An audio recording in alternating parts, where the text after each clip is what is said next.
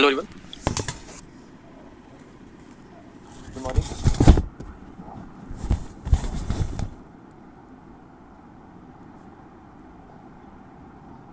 So now we will start cyclotron.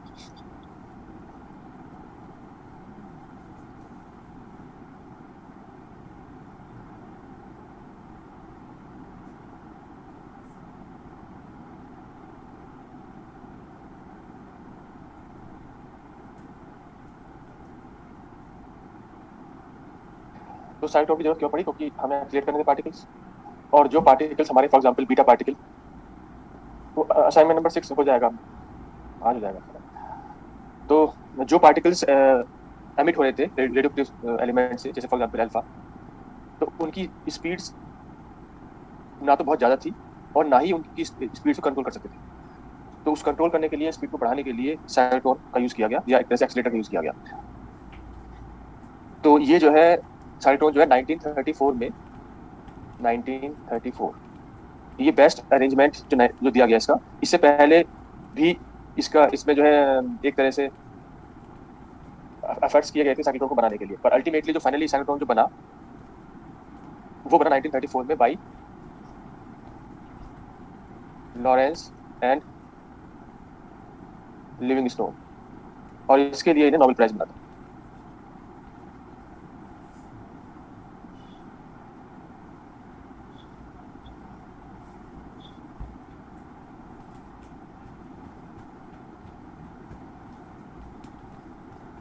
तो cyclotron में क्या होता है, हमारे पास वी हैव टू डीज, इन्हें हम डी कहते हैं क्योंकि इनकी शेप डी की तरह है। तो एक तरह से ये सेमी सर्कुलर इनकी शेप है, और इनमें विड्थ भी है।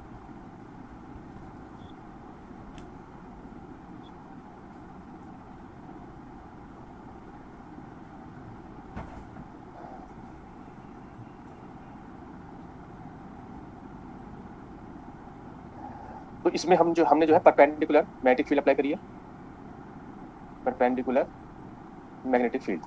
ये इसलिए किया कि जब जो जिस पार्टिकल को या जिस आयन को हमें एक्सीलेट करना है उसको सर्कुलर पाथ फॉलो करेगा। उसके बाद दोनों डी के बीच में, इनको हम D1 D2 कह रहे हैं, D1 एंड D2। तो यहाँ पे जो है 2 डीज हैं, ये दोनों हाई वोल्टेज से और हाई फ्रीक्वेंसी अल्टरनेटिंग करंट से कनेक्टेड है। 2 dees, let's say D1 and D2 are connected to a high voltage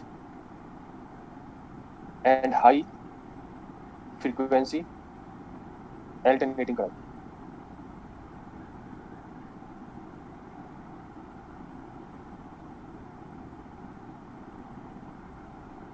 जो साइक्लोट्रॉन होता है वो केवल पॉजिटिव आयंस या पॉजिटिव चार्ज को एक्सीलेट करता है। तो साइक्लोट्रॉन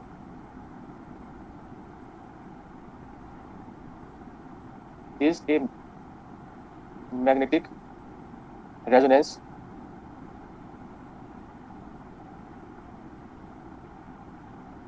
टाइप पॉजिटिव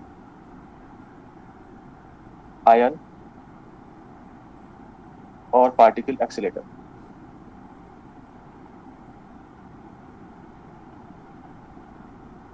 तो यहाँ पे रेजोनेंस वर्ड क्यों यूज किया? तो रेजोनेंस का मतलब वही है कि हर सेमी सर्कुलर पाथ के लिए जो टाइम कंज्यूम हो रहा है, जो टाइम लग रहा है, वो सेम लगेगा।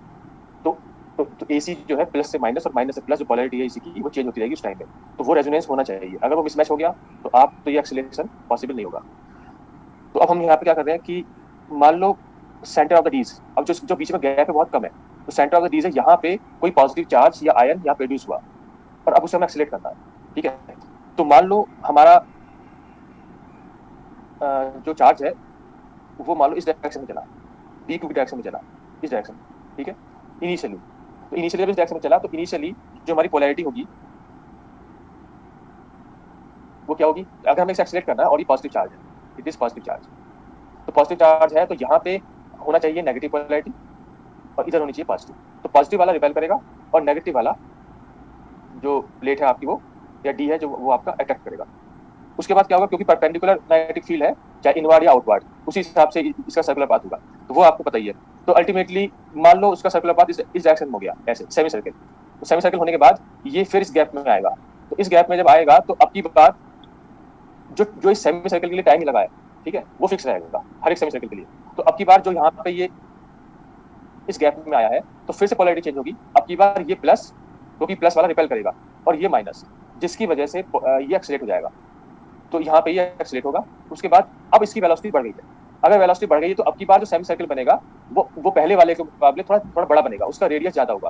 तो अब यहाँ पे सेमी सर्किल बनेगा ये, फिर यहाँ गैप में आया, फिर एक्सीलरेट होगा, फिर पोलैरिटी चेंज होगी आपकी, तो यहाँ फिर से प्लस, यहाँ फिर से माइनस। अल्टीमेटली इस तरह से ये सेमी सर्किल बनाएगा और हर बार पहले से बड़ा रेडियस होगा। और ये जो है एक सर्किल में 2 बार गैप को पास कर रहा है, 2 बार गैप से गुजर रहा है। अल्टीमेटली एक सर्किल में ये 2 बार एक्सीलरेट होगा, ठीक है। तो ये जब तक होता रहेगा जब तक आप चाहोगे। तो अल्टीमेटली मान लो मैक्सिमम एक्सीलरेशन इसका कब होगा, जब इसका मैक्सिमम रेडियस हो जाएगा, ठीक है। और मैक्सिमम रेडियस का मतलब है रेडियस ऑफ द डी। जितना भी डी का रेडियस होगा उतना सर्कुलर पाथ कवर हो जाएगा, ठीक है। तो अल्टीमेटली मान लो ये हो गया। अब क्या करना है, अब आपको मान लो एक एग्जिट देना है जहाँ पे ये पार्टिकल जहाँ पे बॉम्बार्ड करना है, जहाँ भी आपको रिएक्शन करनी है, वो यहाँ पे हो जाएगा। तो अब इसकी एनर्जी हाई हो चुकी है, अब आप यहाँ पे हाई एनर्जी कोलिजन कर सकते हैं। तो अब इसमें जो है फॉर्मूले जो इन्वॉल्व है वो लिखते हैं, ठीक है। तो सबसे पहले तो ये है कि इन दोनों डीज के बीच में जो पोटेंशियल लगा है उसको हम वी मान रहे हैं, हाई पोटेंशियल वी, ठीक है। तो यहाँ पे हाई वोल्टेज कह ले, हाई वोल्टेज वी। तो पहला फॉर्मूला तो ये हो गया कि charge into v will be equal to kinetic energy half m v square. तो ये तो हो गया आपका फर्स्ट फॉर्म। ये भी आप यूज कर सकते हो काइनेटिक एनर्जी के लिए। अगर आपको वोल्टेज दिया है तो हाफ एम वी स्क्वायर हो जाएगा। सेकंड आपको ये पता ही है ईएमटी में जो आपने पढ़ा होगा, m v square upon r is equal to q v B, जहाँ बी है मैग्नेटिक फील्ड और m v square upon r ये आपका हो गया सेंटीपीटल फोर्स या सेंट्रीफ्यूगल फोर्स। अब यहां से आपने निकाल लिया रेडियस, रेडियस आ गया आपका m v upon q B. उसके बाद अब आप निकालोगे time taken by the charge to travel semi circular path. Time taken by charge to travel semi circular path.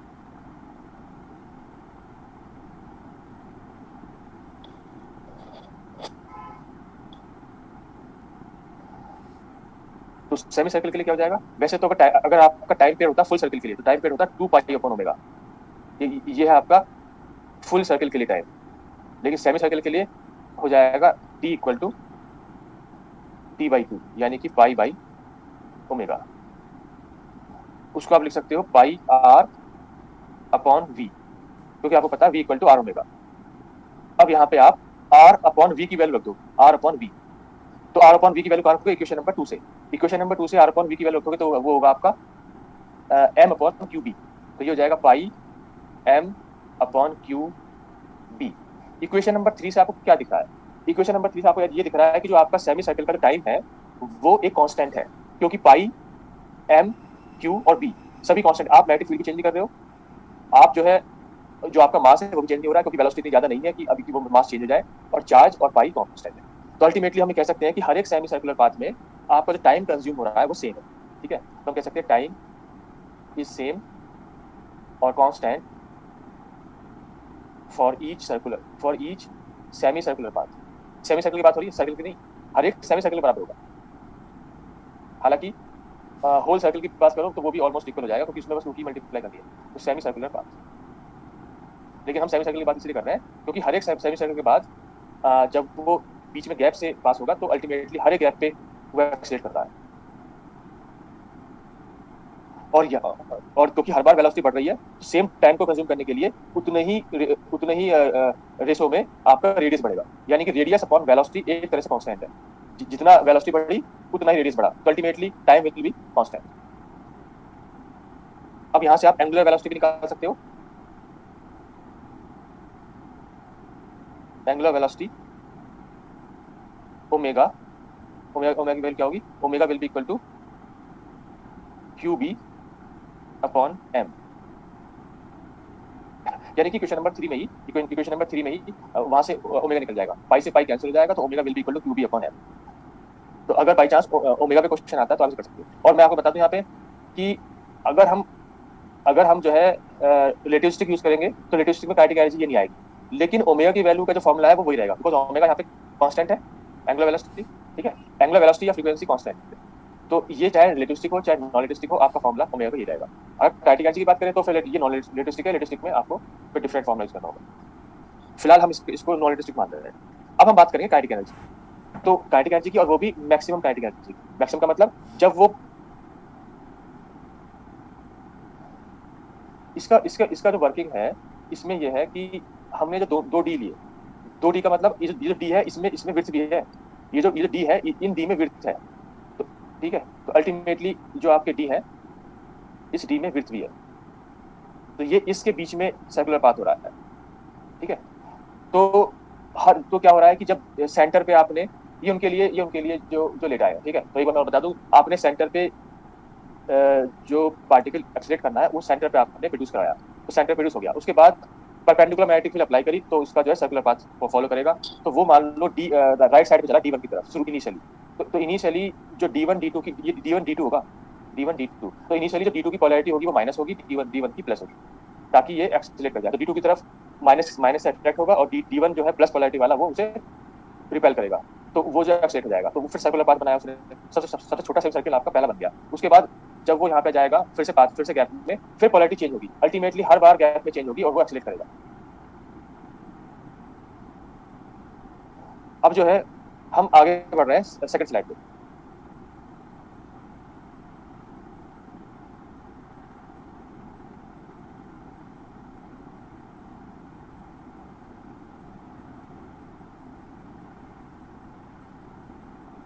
इसमें साइक्लोन का जो साइज होता है जो आपने पूछा, वो ऑलमोस्ट आप कह सकते हो कि 19 मीटर्स इन डायमीटर, और हाइट हो सकती है आपकी 8 मीटर्स के आसपास, ठीक है, 8 to 10 meters. Diameter will be about 20 meters and height will be, यानी इसकी जो विड्थ है डी की, वो अबाउट 8 to 10 मीटर्स। तो फिर थोड़ा बहुत साइज जो है बड़ा और छोटा हो सकता है। हाँ सेट, हाँ ये जो है ज्यादातर जो है पॉजिटिव चार्ज के लिए साइक्लोटॉन है। अब हम आगे बढ़ रहे हैं, तो ये होगी क्वेश्चन नंबर लेट्स से 4। तो अब हमें अगर मैक्सिमम काइनेटिक एनर्जी निकालनी है, मैक्सिमम काइनेटिक एनर्जी, तो वो करस्पॉन्डिंग टू होगी मैक्सिमम वेलोसिटी के, और उसमें मैक्सिमम रेडियस यूज होगा। मैक्सिमम रेडियस का मतलब रेडियस ऑफ द डी, जो कि हम कैपिटल आर कहेंगे। तो अब नेक्स्ट स्लाइड ये है कि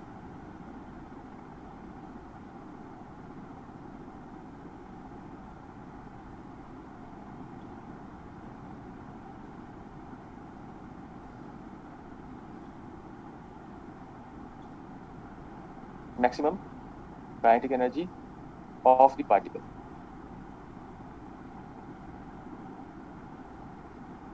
तो वो आपने लिख लिया E इक्वल टू, आप के भी लिख सकते हो, ई भी लिख सकते हो, तो equal to half m v max square. जब आपकी मैक्सिमम वेलोसिटी होगी तो आपका मैक्सिमम काइनेटिक एनर्जी हो जाएगी। अब यहाँ पे आपको ये पता है कि also m v max square upon r max is equal to q v max B. तो अब ये फॉर्मूला आप, तो यहाँ से आपने वी मैक्स निकाल लिया, तो आप इस फॉर्मूले में जो है वी मैक्स को हटाना चाह रहे हो और इस फॉर्मूले को आर मैक्स के टर्म्स में निकालना चाह रहे हो। तो वी मैक्स हो गया आपका B q upon m into r max. अब इसको आप, ये आपका हो गया इक्वेशन नंबर 5, ये होगी 5, इसको आप जो है 5 में पुट कर दो, तो अल्टीमेटली आपकी मैक्सिमम काइनेटिक एनर्जी जाएगी हाफ एम और वी स्क्वायर, तो वी स्क्वायर की जगह आएगा आपका B square q square r max square upon m square.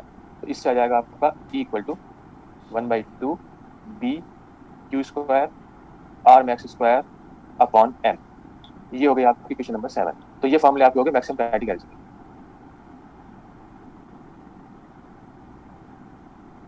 अब मैक्सिमम काइनेटिक एनर्जी के और फॉर्मूले ड्राइव करने हैं, तो उसके लिए हम यूज करेंगे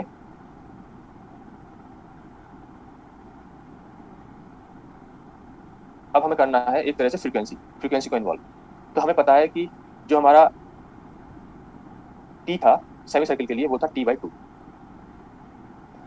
तो यहां से जो t आ जाएगा वो हो जाएगा 2t, या एक तरह से 2 पाई अपॉन ओमेगा। तो इससे जो t हो जाएगा वो हो जाएगा, t का मतलब time period for the whole circle, 2 pi m/क्यूब बी। तो अब जो है फ्रीक्वेंसी कितनी हो जाएगी, फ्रीक्वेंसी हो जाएगी 1/टाइम, टाइम पीरियड। अगर फ्रीक्वेंसी आपसे निकलवाए तो इसका आंसर हो जाएगा QB/2 पाई m। तो ये है साइक्लोट्रॉन की रेजोनेंस इक्वेशन या रेजोनेंस फ्रीक्वेंसी। ठीक है, तो this is cyclotron resonance frequency.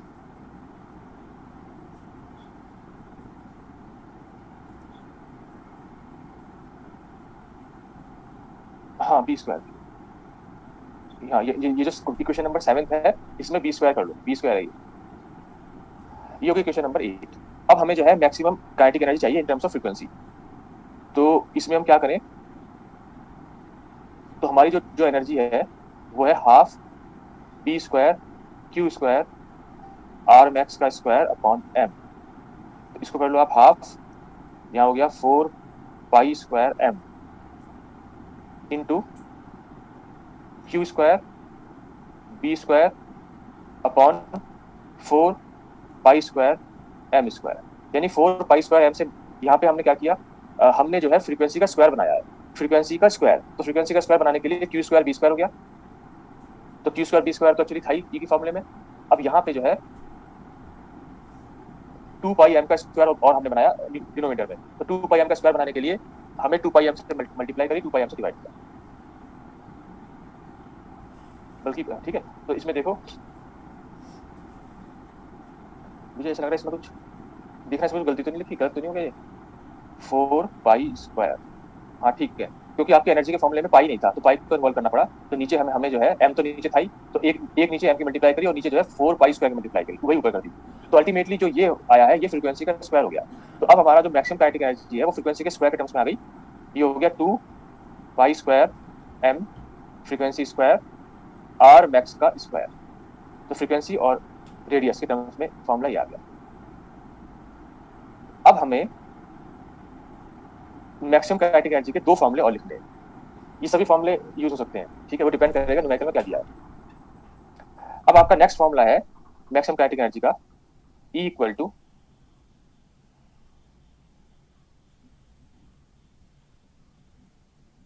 NQV।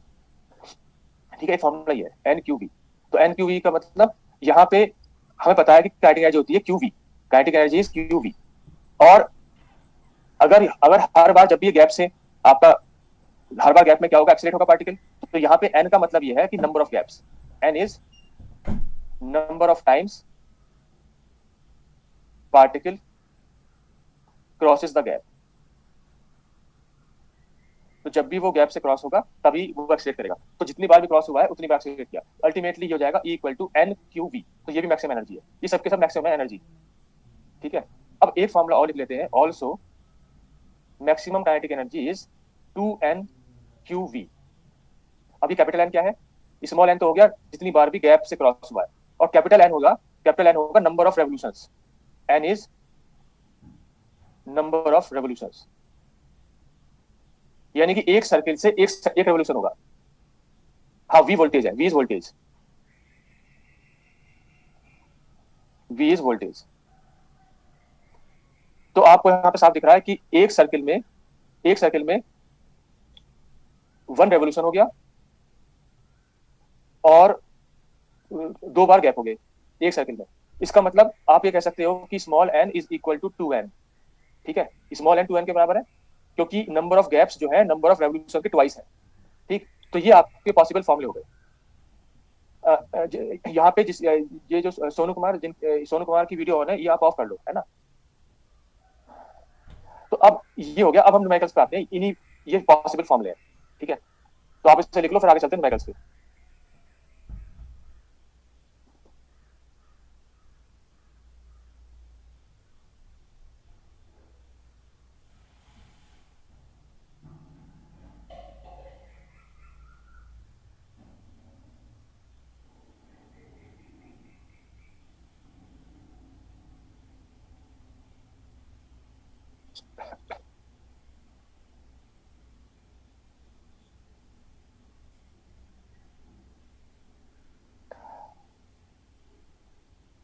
B क्या है? बी मैग्नेटिक फील्ड है। आप इसको यहीं पे लिख लो कि बी इज मैग्नेटिक फील्ड।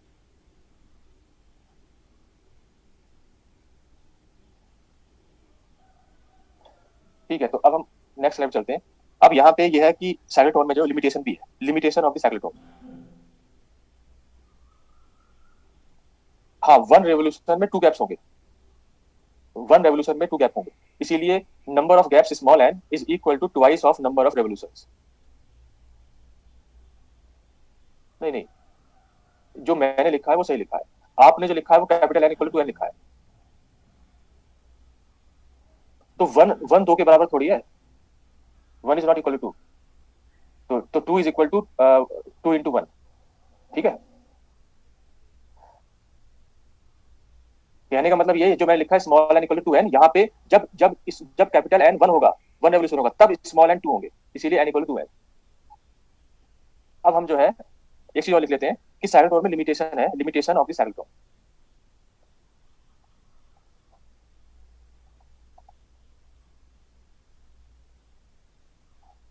और वो ये है कि अगर पार्टिकल का की वेलोसिटी बहुत ज्यादा हो जाए तो फिर मास चेंज होगा, और उस केस में रेजोनेंस डिस्टर्ब होगा।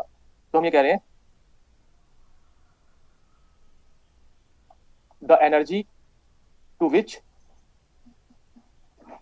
ए particle can be accelerated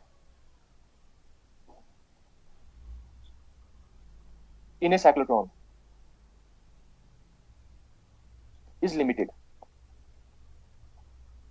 is limited due to change in mass with velocity।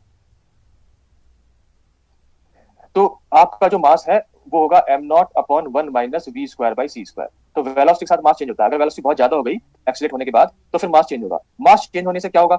Mass change होने से जो आपकी फ्रीक्वेंसी है, फ्रीक्वेंसी हो जाएगी आपकी, फ्रीक्वेंसी जो होती है वो होती है B E B q upon two pi m. तो वो हो जाएगा आपका B q upon two pi m naught one minus v square by c square, ये हो जाएगा। तो अब यहाँ पे अगर ऐसा होगा तो इससे जो है रेजोनेंस जो है वो आपका डिस्टर्ब हो जाएगी, रेजोनेंस नहीं हो पाएगी, क्योंकि वेलोसिटी बढ़ने से मास चेंज होगा, मास चेंज होने से फ्रीक्वेंसी चेंज हो गई, जबकि हमें फ्रीक्वेंसी वही रखनी है। तो अब यहाँ पे हम क्या कर सकते हैं? तो अब यहाँ पे हम ये करें कि अब हमें यहाँ पे मैग्नेटिक, अगर हमें फ्रीक्वेंसी कांस्टेंट रखनी है, अगर फ्रीक्वेंसी कांस्टेंट रखनी है तो हमें यहाँ पे फील्ड को वेरी करना पड़ेगा। ठीक है, तो हम यहाँ पे करेंगे to make frequency constant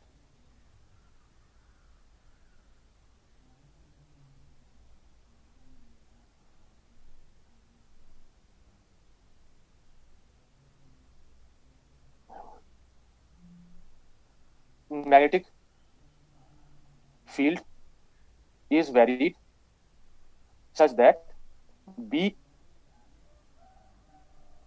into 1 minus V square by C square remains constant। क्योंकि बाकी तो सब कांस्टेंट है, केवल ये वेरिएबल है, एक वेलोसिटी वेरी कर रही है और एक, तो वेलोसिटी अगर वेरी कर रही है तो इस वेलोसिटी मास में आ गई है, तो अगर वेलोसिटी वेरी कर रही है तो वेलोसिटी वैसे वेरी कर रही है कि वेलोसिटी हम इसमें एक्सीलरेट कर रहे हैं, तो B into root one minus v square by c square remains constant.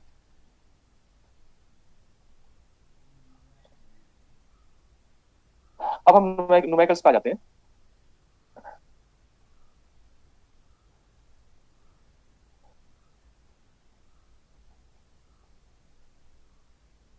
ठीक है, तो नेक्स्ट स्लाइड पे चलें।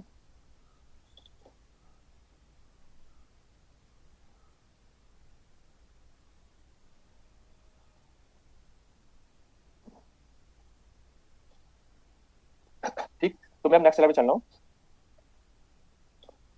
तो अब आपको पहला क्वेश्चन ये करना है, पेज नंबर 51 क्वेश्चन नंबर 3।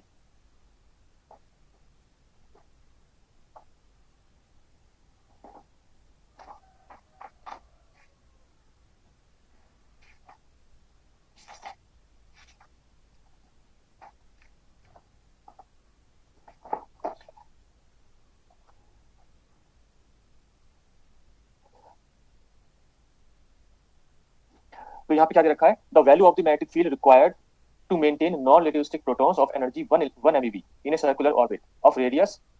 तो यहाँ पे मैं बता दूं आपको, जो ये आर मैक्स लिखा था हमने यहाँ पे, r max is radius of the D, maximum radius, इसको आप लिख सकते हो कि यहाँ पे r max is radius of डीज।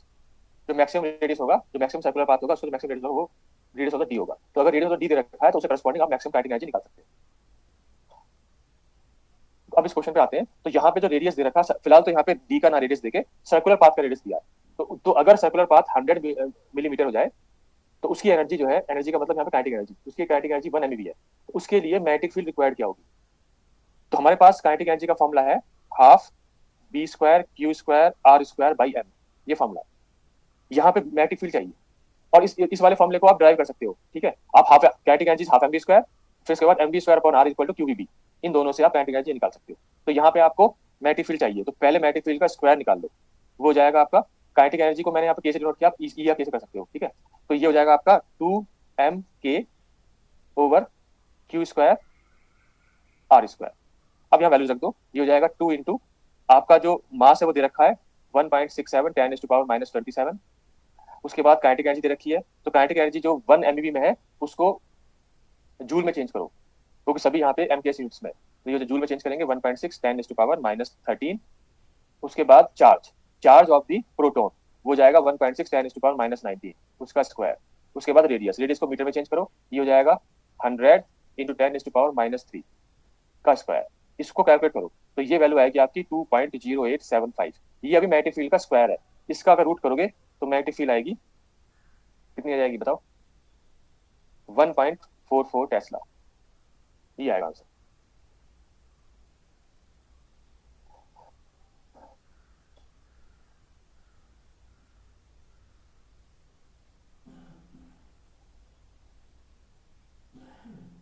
ठीक है, तो नेक्स्ट क्वेश्चन पे चले।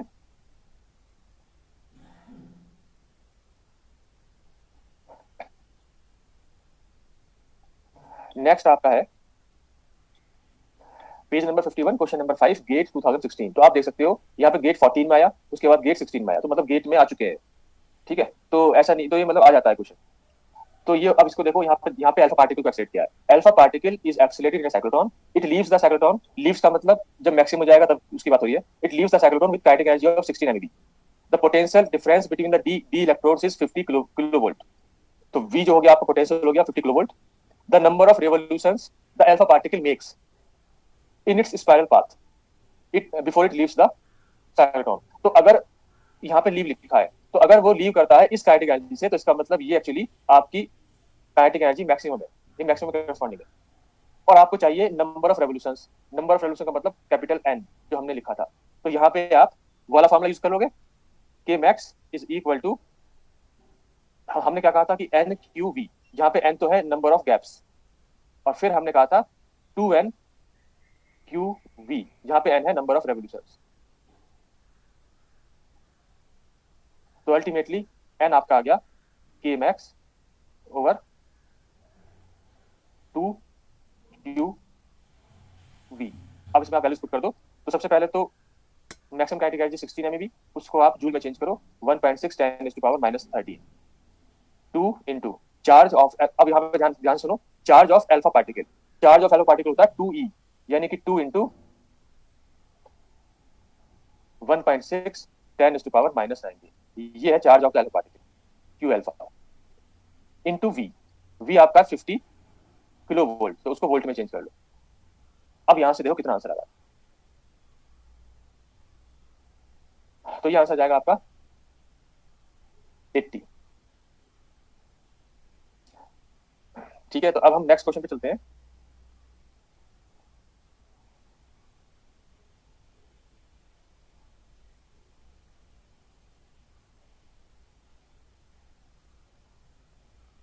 नेक्स्ट है आपका page number 53, question number 1, JEST 2019।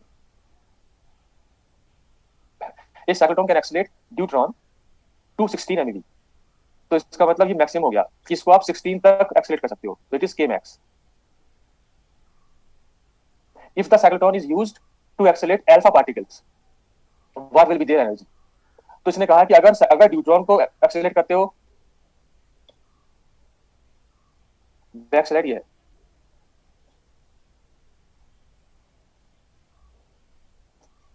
तो इसने कहा कि अगर ड्यूट्रॉन को एक्सीलरेट करते हो तो मैक्सिमम एनर्जी 16 है। तो फिर अगर अल्फा पार्टिकल को एक्सीलरेट करोगे तो उससे करस्पॉन्डिंग मैक्सिमम एनर्जी कितनी आएगी। If the cyclotron used to accelerate alpha particles what will be their energy.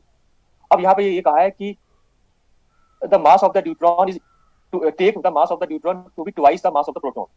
तो हमें पता है न्यूट्रॉन 1s2 होता है, तो इन्होंने कहा कि इसका जो मास है न्यूट्रॉन का वो आप twice of mass of proton ले सकते हो, क्योंकि इसमें एक प्रोटॉन एक न्यूट्रॉन है और दोनों का मास ऑलमोस्ट बराबर होता है। तो उन्होंने कहते ट्वाइस ऑफ प्रोटॉन ले सकते हो। और अल्फा पार्टिकल होता है आपका 2He4, तो यहाँ पे 4 न्यूक्लियॉन्स है। अगर न्यूट्रॉन प्रोटॉन का मास बराबर माने तो इन्होंने कहा कि इसका मास अल्फा पार्टिकल का मास आप 4 times the mass of proton ले सकते हो। अब आप में से कोई निकाले इसका आंसर कितना आएगा, इसको निकालो आप लोग और बताओ कितना आंसर आएगा। हमें यहाँ पे काइनेटिक एनर्जी इन्वॉल्व करनी है, ठीक है। और काइनेटिक एनर्जी का जो हमारे पास फॉर्मूला है उससे आप देखो कि क्या आंसर आएगा। ये 8 गलत है, ठीक है, 8 नहीं आएगा। फिर से देखो कितना आंसर आएगा। यहाँ पे हमने एक फॉर्मूला हमारे पास है k equal to half mv²। Velocity यहाँ पे दे रखी है। एक फॉर्मूला है हमारा qvb equal to mv² upon r। तो यहाँ से आप v का फॉर्मूला निकालो। v हो गया आपका qb r अपॉन m और उसको काइनेटिक एनर्जी में पुट कर दो। तो अल्टीमेटली काइनेटिक एनर्जी आ गई आपकी हाफ m b² q² और r² अपॉन 2m, एक मिनट, अपॉन m² और इससे आ जाएगा kinetic energy equal to b² q² r² upon 2m। ठीक है, तो अब यहाँ पे क्या क्या वेरिएबल है,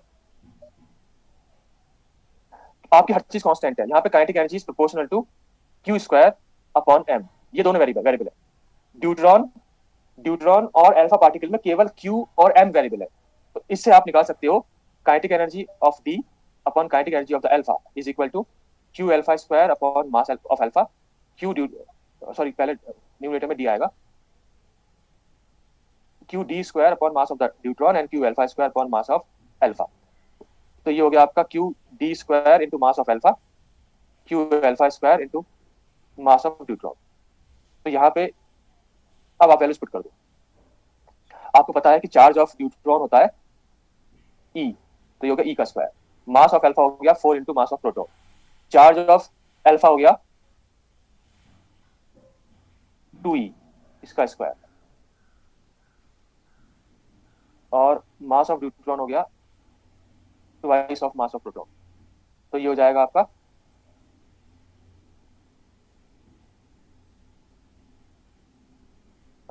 2/4 यानी 1/2। तो यहाँ से काइनेटिक एनर्जी ऑफ अल्फा आ गई twice of kinetic energy of neutron, यानी कि 2 इंटू 16 32।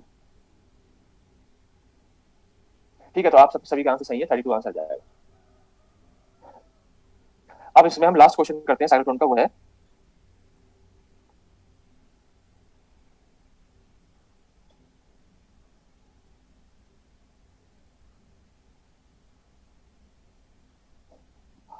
तो नेक्स्ट स्लाइड पे चल रहे हैं। अब आपकी बुकलेट में जो सबसे लास्ट पेज है उससे वो क्वेश्चन करना, ठीक है, सबसे लास्ट वो है आपका page number 54, question number 1। A proton moves in a circular orbit in a plane, तो इसका सर्कुलर ऑर्बिट हो गया, which is perpendicular to the uniform magnetic field of strength B. When the kinetic energy of the proton, तो अब इसमें ये देखो जो प्रोटॉन है उसकी काइनेटिक एनर्जी जो है वो mp(c²) में लिखी हुई है। यहाँ पे c² इन्वॉल्व हो रहा है, ठीक है। तो यहाँ पे देखो कि यहाँ पे काइनेटिक एनर्जी जब 0.25 mp(c²) से mp(c²) हुई, काइनेटिक एनर्जी बढ़ गई है। तो फिर क्वेश्चन ये है कि, और mp यहाँ पे रेस्ट मास है, rest mass of the proton. तो यहाँ पे दे रखा है the frequency of the rotation changes from ω1 to ω2। ये ध्यान रखना, ये दे रखी है, ये काइनेटिक एनर्जी दे रखी है, तो ये तो काइनेटिक एनर्जी है। और ये काइनेटिक एनर्जी रेस्ट मास जो mp(c² है वो kinetic energy rest mass energy के बराबर हो गई जब mp(c² है। तो टोटल एनर्जी अभी नहीं निकली है, ठीक है। तो यहाँ पे फिलहाल तो काइनेटिक एनर्जी है, लेकिन हम यहाँ पे साइक्लोट्रॉन में काइनेटिक एनर्जी यूज कर रहे हैं। पर मेरा कहने का मतलब ये है कि यहाँ पे इलेक्ट्रिसिटी का भी यूज कर सकते हो। यहाँ पे देखो the frequency of rotation changes from ω1 to ω2। तो यहाँ पे आपको एंगुलर फ्रीक्वेंसी चाहिए, एंगुलर फ्रीक्वेंसी में रेशो। तो ω1 is corresponding to 0.25 mp(c²), ω2 corresponding to mp(c²). कैसे करेंगे, तो यहाँ पे हमें पता है कि energy is equal to rest mass energy, यानी कि mp(c²) प्लस काइनेटिक एनर्जी, बल्कि रेस्ट मास एनर्जी को मैं लिख लेता हूँ m0c²। तो ये हो गई आपकी टोटल एनर्जी। तो इसके करस्पॉन्डिंग मैं जो है E1 निकाल दूं। E1 तब जब आपकी रेस्ट मास एनर्जी 0.25 mPc² है और kinetic energy, sorry, rest mass तो mPc² होगी और काइनेटिक एनर्जी 0.25 mPc² और काइनेटिक एनर्जी 0.25 mPc²। तो ये आपके पास आ गया 1.25 mPc²। ये होगी टोटल एनर्जी। ठीक है, अब हमें क्या करना है, सबसे पहले तो ये देखना है कि हमें ओमेगा ओमेगा निकालना है। तो ओमेगा की वैल्यू हमने क्या निकाली थी, हमने लिखा था कि omega is equal to Q B upon M, और यहाँ प्रोटॉन की बात हो रही है तो क्यू की जगह आप ई यूज कर सकते हो, ई बी अपॉन एम। और यहाँ पे जो एम है ये वेरी हो सकता है, m can vary with velocity, हाँ, m can vary with velocity. तो हमें ओमेगा निकालना है। ठीक है, तो ओमेगा में हमें चाहिए ई बी अपॉन एम। तो अब यहाँ पे अगर हमें एम को निकालना है, तो एम को निकालने के लिए हमें पता है कि एनर्जी का फॉर्मूला एम के साथ क्या है। एनर्जी का फॉर्मूला एम के साथ है m1c²। और m1c² क्या जाएगा, जब आप ओमेगा 1 निकालोगे तो उसके करस्पॉन्डिंग मास आएगा m1। तो E1 इक्वल टू m1c²। अब आपको m1c² निकालना एक तरह से, तो ये हो जाएगा आपका rest mass upon 1 minus v1² upon c²। ठीक है, ये हो गया। तो यहाँ से आपकी वैल्यू आ गई, और E1 की वैल्यू आपको पता है, E1 की वैल्यू ये है 1.25 mPc²। तो यहाँ से आपकी वैल्यू आ गई 1/1 माइनस v1² अपॉन c²। ये वैल्यू हो गई 1.25, इक्वेशन नंबर फर्स्ट। अब आप इसी तरह से E2 के लिए निकाल लो। E2 equal to mPc² rest mass energy plus kinetic energy. इस केस में काइनेटिक एनर्जी भी mPc² है, ये हो जाएगी 2 mPc²। और साथ में जो काइनेटिक जो टोटल एनर्जी है जो कि 2 mPc² है, उसकी वैल्यू इन टर्म्स ऑफ मास ये होगी m2c², यानी कि mPc² upon 1 minus v2² upon c²। तो ये हो जाएगा 1/1 माइनस v2² अपॉन c²। इसकी वैल्यू हो जाएगी आपकी 2। अब आप जो है ओमेगा 1 और ओमेगा 2 निकालो, इनका रेशो। तो जो हमारा ओमेगा 1 अपॉन ओमेगा 2 है उसमें मास इन्वॉल्व है। तो अगर उसमें मास इन्वॉल्व है तो ये जो क्यू बी है वो तो कांस्टेंट है, ई बी इज कांस्टेंट। तो ये ई बी अपॉन मास आएगा, ई बी अपॉन मास।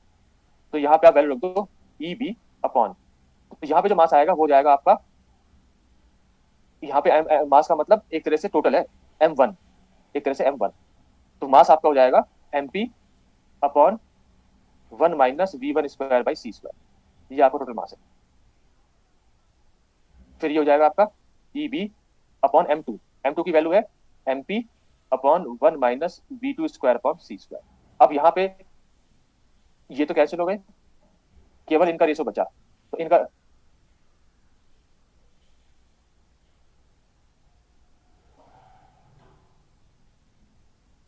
तो कितनी वैल्यू आ रही है, ये तो वैल्यू आएगी 1 माइनस v1² अपॉन c² की वैल्यू क्या आएगी, ये आएगी 1/1.25 और ये आएगी 1/2। तो अल्टीमेटली हो जाएगी 2/1.25। तो ये हो जाएगा आपका 8/5। सी आंसर आएगा।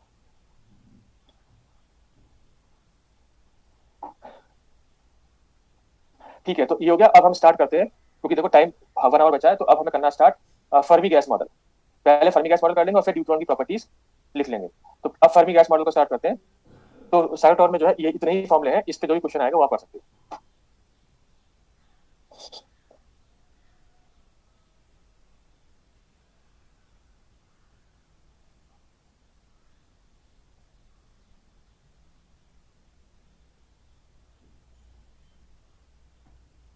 हाँ, आज न्यूक्लियर फिनिश हो जाएगा। तो अब हम नेक्स्ट हेडिंग डाल रहे हैं, Fermi gas model.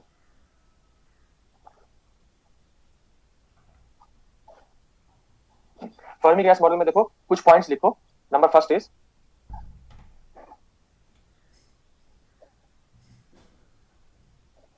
The gas model और statistical model pictures the nucleus as a gas of protons and neutrons.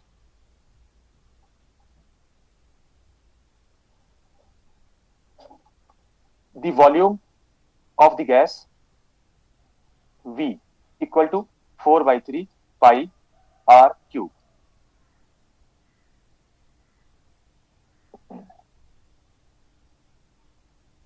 यहाँ पे where R is R naught A raise to power 1/3, जहाँ पे is the radius of the nucleus. ये है mass number. उसके बाद since neutron and proton have spin equal to half, so the behavior of proton and neutron will be determined by Fermi-Dirac statistics.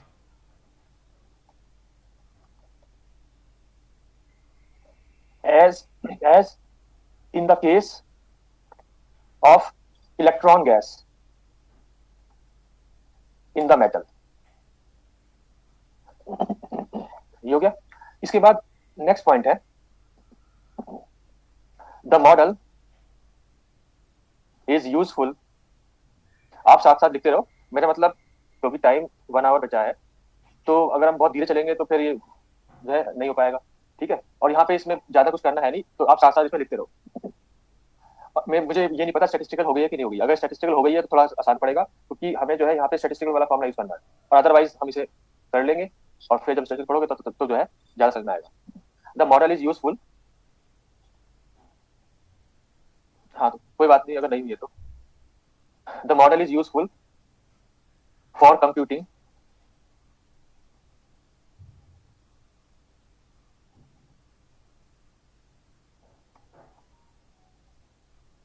approximately the nuclear potential depth।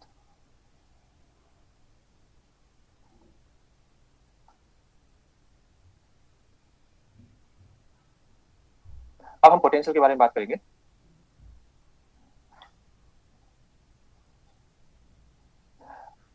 The potential that every nucleon feels is a superposition of the potentials of the other nucleons। तो जो भी एक nucleon feel करेगा वो बाकी other nucleons की वजह से जो पोटेंशियल है वो फील करेगा ऑफ द अदर न्यूक्लियंस।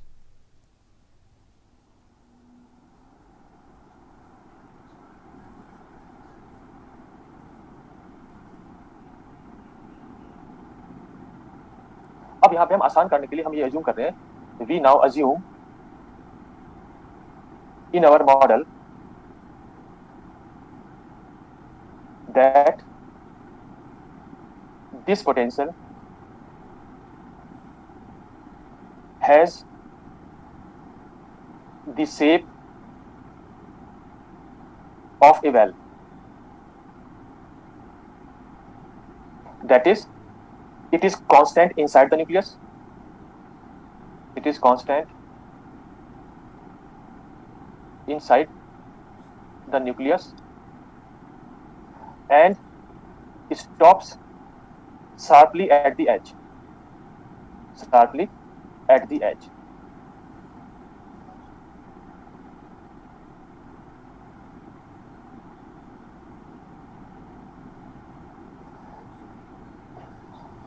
तो अगर ये लिख लिया हो तो नेक्स्ट स्लाइड पे चलें।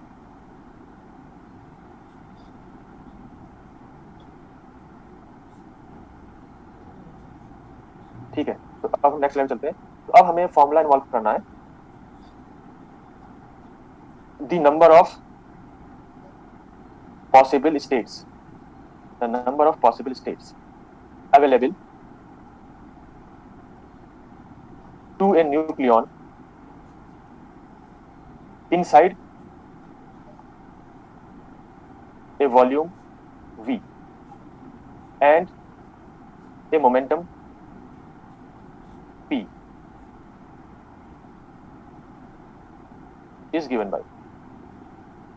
तो number of possible states available जो होंगी उससे वो फॉर्मूला आएगा n is equal to 2 into, जो ये 2 है वो स्पिन ओरिएंटेशन की वजह से है।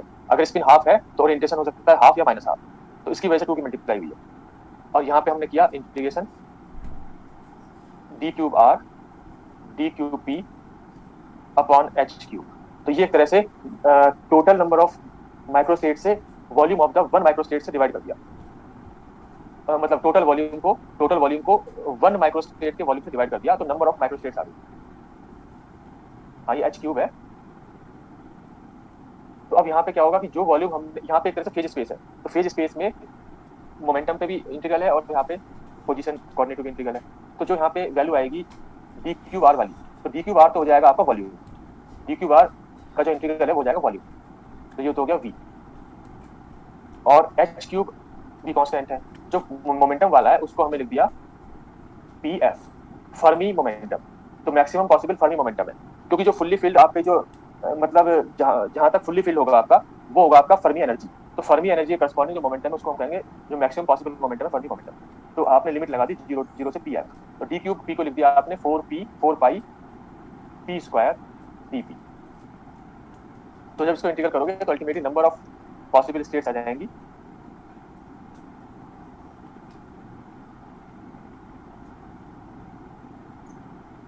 Four into two eight pi p F cube into v over 3h cube. तो ये हो गई आपकी number of states.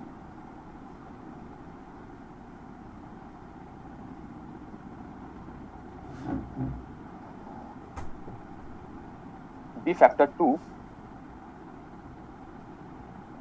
is multiplied due to spin half.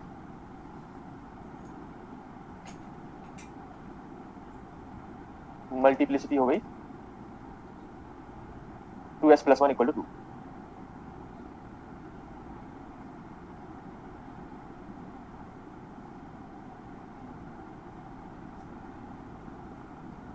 In a nucleus containing Z protons and n equal to a minus z neutrons. तो कहने का मतलब यह है कि ये जो नंबर ऑफ स्टेट्स आई हैं, ये ऐसे मानिए ये number of neutrons and protons आ गए। Number of neutrons and protons ही एक तरह से नंबर ऑफ स्टेट्स हैं कि उनको हम कैसे फिल करें। तो जब हम हर एक स्टेट में फिल करेंगे तो हर एक में जो है स्पिन अप स्पिन डाउन वाला प्रोटॉन हो जाएगा, स्पिन अप स्पिन डाउन वाला न्यूट्रॉन हो जाएगा। तो जितने जितने न्यूट्रॉन प्रोटॉन है उतने ही नंबर ऑफ स्टेट्स हैं। तो 2 की मल्टीप्लाई इसलिए कि हर एक एनर्जी लेवल पे 2 प्रोटॉन और 2 न्यूट्रॉन फिल कर सकते हैं। अब इसके बाद आप लिखो at 0 kelvin temperature, that is in the nuclear ground state.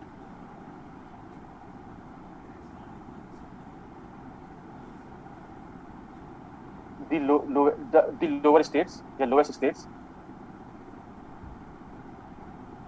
will be occupied up to some maximum momentum, which we call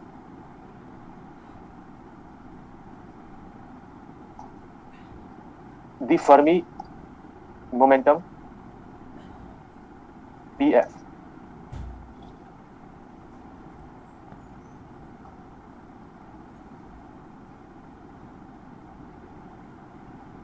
तो ये होगा फर्मी मैक्सिमम काइनेटिक एनर्जी होगी, उसको हम कहेंगे फर्मी एनर्जी। तो अब हम ये लिख लिया हो तो नेक्स्ट स्लाइड में चलें।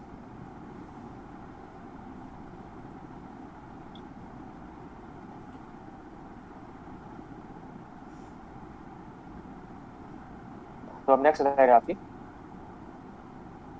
अब यहाँ पे हमें लिखनी है बात फर्मी एनर्जी की। तो अब हम यहाँ लिख रहे हैं actually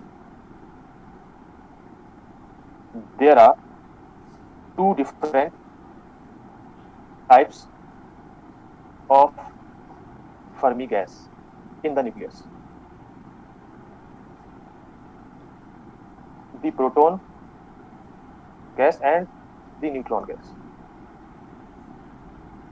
Each filled in pairs.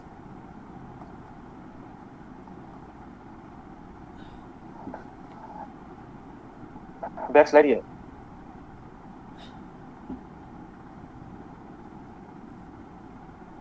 ठीक है। तो अब हमने लिखा ईच फील्ड इन पेयर्स।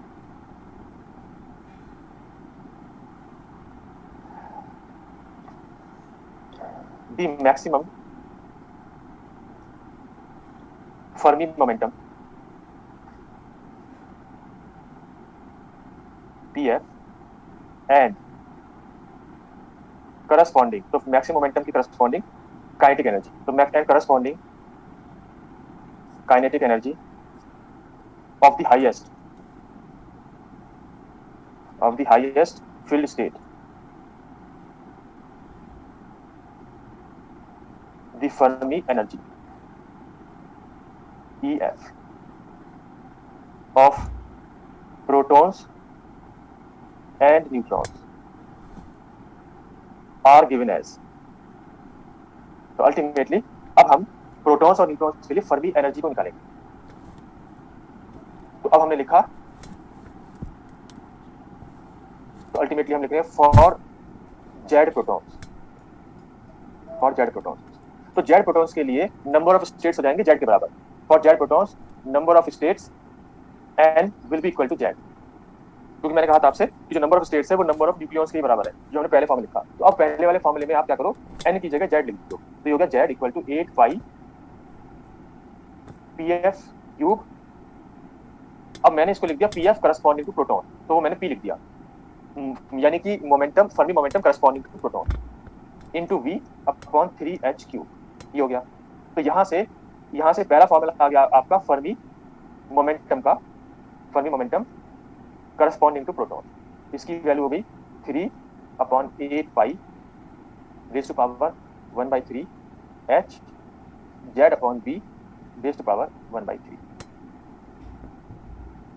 अब हमें पता है कि जो वॉल्यूम v है, वॉल्यूम v होता है 4 पाई r क्यूब बाई 3, ये हो गया आपका 4 pi r naught cube a/3। तो अगर फर्मी मोमेंटम को इन terms of mass number a लिखना हो तो फिर ये फॉर्मूला बन जाएगा आपका in terms of mass number, तो ये हो जाएगा आपका 9/32 पाई स्क्वायर की power 1/3 h upon r naught z upon a raise to power 1/3। तो जो भी आप यहाँ पे डेरिवेशन कर रहे हो उसमें डिपेंडेंसी पे क्वेश्चन आ सकता है कि Fermi momentum is proportional to a raise to power 1/3 a raise to power -1/3, इस तरह से, ठीक है। तो ये हमने अभी मोमेंटम निकाल लिया। अभी हम प्रोटॉन्स की बात कर रहे हैं, तो जब हमने प्रोटॉन का फर्मी मोमेंटम निकाल लिया तो प्रोटॉन की फर्मी एनर्जी भी निकाल लो, तो फर्मी एनर्जी हो जाएगी एक तरह से p²/2m। तो अगर अभी ये लिख लिया हो तो नेक्स्ट स्लाइड पे चलें फर्मी एनर्जी निकालने के लिए।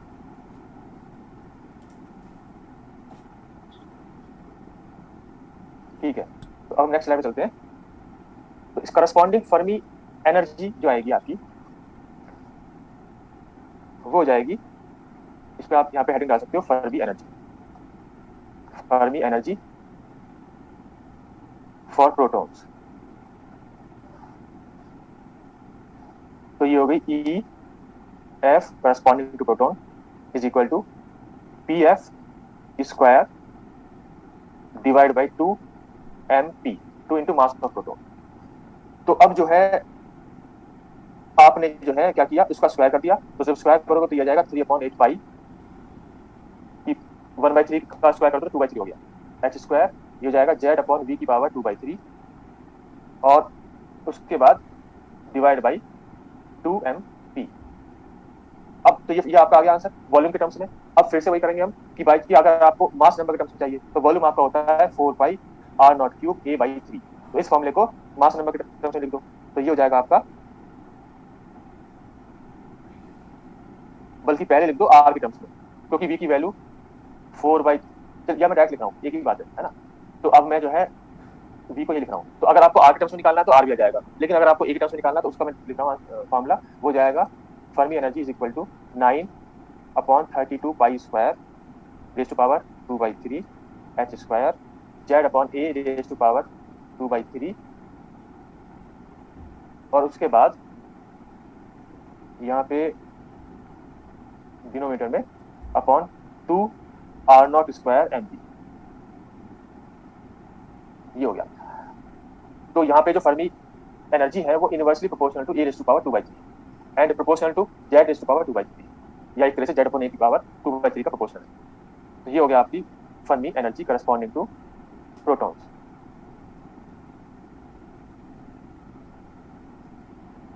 अब सिमिलरली आप जो है for n equal to a minus Z neutrons, तो अगर आपने न्यूट्रॉन्स के लिए किया तो उसी तरह से करेंगे कि जो नंबर ऑफ स्टेट्स है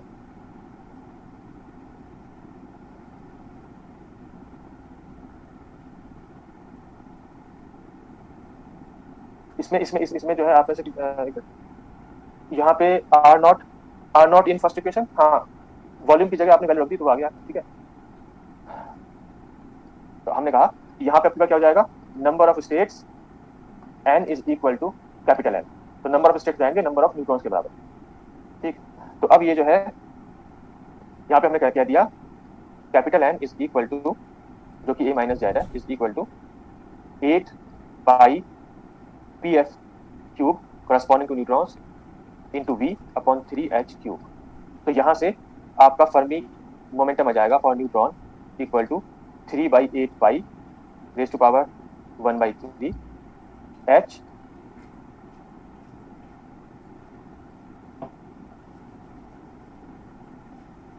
n upon v raise to power 1/3, ठीक है। और आपको की वॉल्यूम पता है 4/3 पाई 4/3 पाई r naught cube a/3, sorry 3 तो हो चुका। तो अल्टीमेटली ये फॉर्मूला आपका बन जाएगा in terms of mass number, वो हो जाएगा आपका PFN is equal to 9/32 pi square raise to power 1/3 h upon r naught n upon a raise to power 1/3। ये हो गया आपका मोमेंटम। अब इसी तरह से आप फर्मी एनर्जी निकाल दो।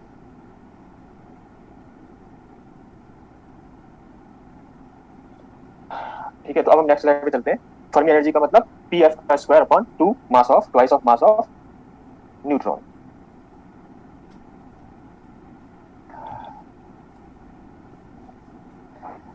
तो अब हम यहाँ पे निकाल रहे हैं फर्मी एनर्जी फॉर न्यूट्रॉन्स। तो ये हो गया आपके पास EFN is equal to Pf square upon 2 mass of neutrons. तो ये हो जाएगा आपका 3/8 pi raise to power 2/3 h square n upon v raise to power 2/3 divide by 2mn। Volume हो गया 4 pi r naught cube into a/3। तो ultimately आपकी Fermi energy जाएगी 9/32 पाई स्क्वायर, यानी कि आपको फॉर्मूला पहला वाला याद करना है नंबर ऑफ स्टेट्स का, बाकी तो सब वहीं से निकल जाएंगे। तो 9/32 pi square 2/3 h square n upon a raise to power 2/3, और इसके बाद इसको डिवाइड कर दो upon 2 r naught square mn। तो जब आपने फर्मी एनर्जी निकाल ली तो अब हम यहाँ पे लिख रहे हैं for experimental value R naught equal to 1.21 Fermi. तो अब अगर क्योंकि हमें क्या निकालना है, हमें निकालना है पोटेंशियल की डेप्थ, पोटेंशियल डेप्थ वैल्यू की। तो अब हम यहाँ वैल्यूज पुट करेंगे। तो हमने यहाँ पे वैल्यू पुट करी कि मान लो आर नॉट की वैल्यू हमने कर दी 1.21 फर्मी, ठीक है, which is obtained by electron scattering.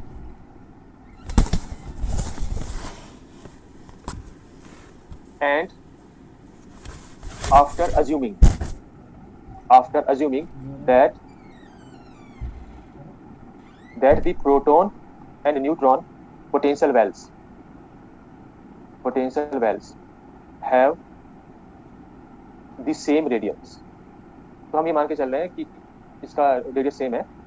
तो we find for a nucleus with, अब यहाँ पे हम ऐसा न्यूक्लियस ले रहे हैं जहाँ पे Z और N बराबर है। अगर बराबर नहीं है तो क्या होगा, तो उसको मैं बताऊंगा। फिलहाल हम ये मानते हैं कि ऐसा न्यूक्लियस जिनमें नंबर ऑफ न्यूट्रॉन प्रोटॉन बराबर हो, उसके लिए क्या होगा। तो we find the nucleus with Z equal to N equal to a/2। The Fermi momentum P F. तो अब ये जो पी एफ होगा मोमेंटम, ये दोनों के लिए सेम होगा अगर बराबर है उनके नंबर का नंबर। तो पी एफ जेड हो चाहे चाहे आपका न्यूट्रॉन के लिए हो, तो ये हो जाएगा आपका 9/64 pi square raise to power. आप जो आपका मोमेंटम वाला फॉर्मूला है उस वाले फॉर्मूले में आप जो है ए को हटा दो, या एक तरह से देखो मैं आपको दिखाऊं मोमेंटम का फॉर्मूला क्या है। मान लो ये वाला है, ये मान लो न्यूट्रॉन वाला है, तो यहाँ पे आपने क्या किया, यहाँ पे आपने जो आपका मास नंबर वाला फॉर्मूला है वहां पे n की जगह a/2 रख दिया, n की जगह a/2 रख दिया। ठीक है, तो इसका मतलब n/a की वैल्यू आ गई 1/2, तो 1/2 की पावर 1/3 का फैक्टर और आ गया, तो वो जो हमने 9/32 किया है वहां पे 9/64 हो जाएगा, क्योंकि 2 का फैक्टर उसमें इन्वॉल्व हो गया। ठीक है, दोनों में होगा ये, प्रोटॉन में भी न्यूट्रॉन में भी, क्योंकि दोनों के लिए n और z की वैल्यू a/2 है। तो यहाँ पे हमने 64 लिख दिया, 9/64 पाई स्क्वायर की पावर 1/3, और यहाँ हो गया h/r0। तो जब आप यहाँ पे r0 की वैल्यू रख दोगे जो हमने लिखी है अभी 1.21, इसको रखने के बाद ये आंसर आ रहा है 200 MeV/c, तो ऑलमोस्ट 250 वैल्यू आ रही है। ठीक है, तो ये तो हो गया आपका फर्मी मोमेंटम। अब इसके करस्पॉन्डिंग फर्मी एनर्जी निकालनी हो तो p² 2m कर देंगे, तो वो फर्मी एनर्जी आ जाएगी। तो यहाँ पे हम लिखेंगे and Fermi energy of highest occupied state, highest occupied state EF is equal to pF²/2m। अब यहाँ पे जो m है वो mass of the neutron proton almost बराबर है, तो दोनों की फर्मी, और वैसे भी फर्मी एनर्जी दोनों की बराबर आएगी। ठीक है, तो ये हो जाएगा ऑलमोस्ट 33 MeV। तो फर्मी एनर्जी आपकी 33 MeV आ गई। अब हम इसमें पोटेंशियल का डायग्राम बना लेते हैं।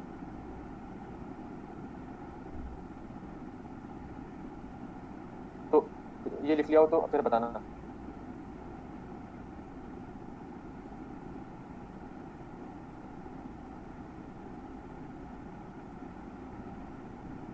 ठीक है, तो अब हम आगे बढ़ते हैं।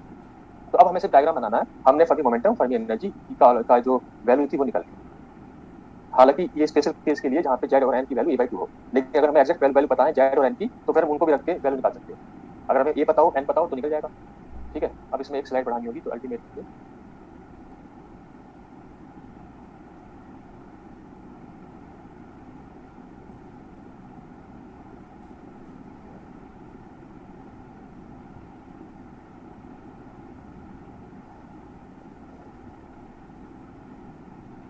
तो अगर हमारे पास, तो वेल की वैल्यू देखो पोटेंशियल कैसे आएगा, इस तरह से आएगा, जहां पे हमारे पास यहाँ पे प्रोटॉन्स फिल कर रहे हैं, यहाँ पे न्यूट्रॉन्स फिल कर रहे हैं, और मान लो जो आपके फिल हो रहे हैं वो इस लेवल तक हो रहे हैं, तो इसमें जो हाईएस्ट ऑक्युपाइड होगी यहाँ पे प्रोटॉन्स है और यहाँ पे न्यूट्रॉन्स है, तो two protons two neutrons fill कर रहे हो। ठीक है, ये केस वो है जब जेड इक्वल टू एन है।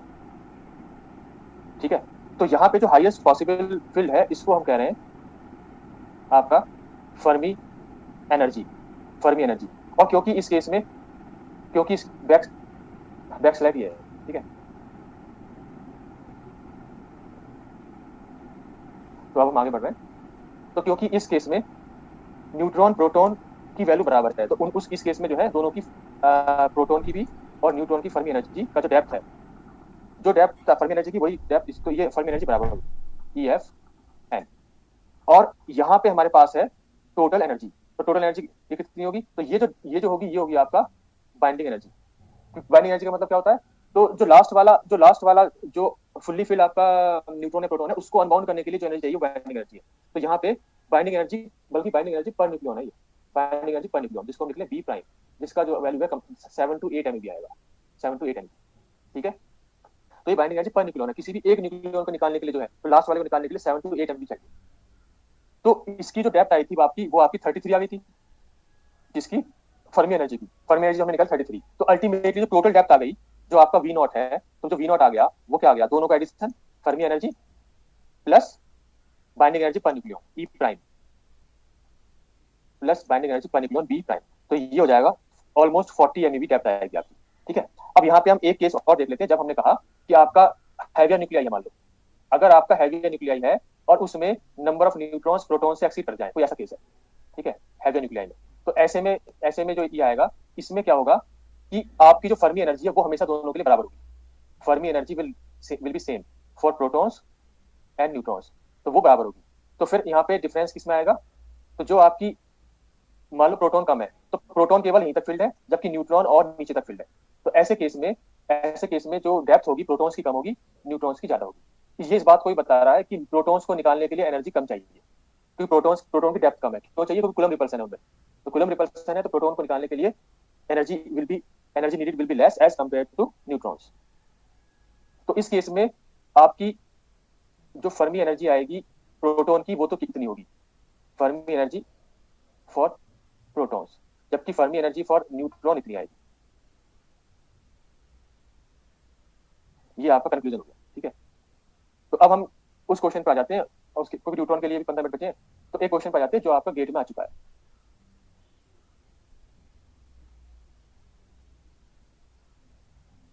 ठीक है, तो अगर ये लिख लिया तो अब हम क्वेश्चन पे आए। यहाँ पे ये भी लिख लो एक चीज, जो डेप्थ जो वी नॉट है, वी नॉट इज, मतलब वी नॉट भी और फर्मी एनर्जी भी, V naught and E F are to a good extent independent of mass number, independent of mass number A, यानी कि सभी न्यूक्लियाई के लिए ऑलमोस्ट 33 और 40 आएगा।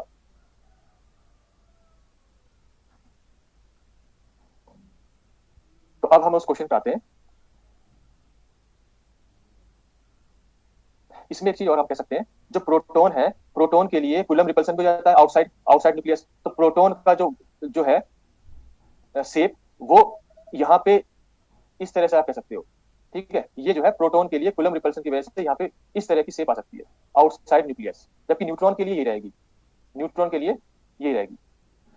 प्रोटॉन की ये शेप होती है, क्योंकि हमने कहा था कि जब ओवरकम करना है तो पोटेंशियल जो है आपका, जितना डिस्टेंस ज्यादा हो पोटेंशियल उतना कम हो जाएगा, क्योंकि बाहर आपका न्यूक्लियर फोर्स नहीं है, बाहर आपकी कूलम रिपल्सिव फोर्स जाएगी, जबकि न्यूट्रॉन के लिए सिंपल एज आएगी।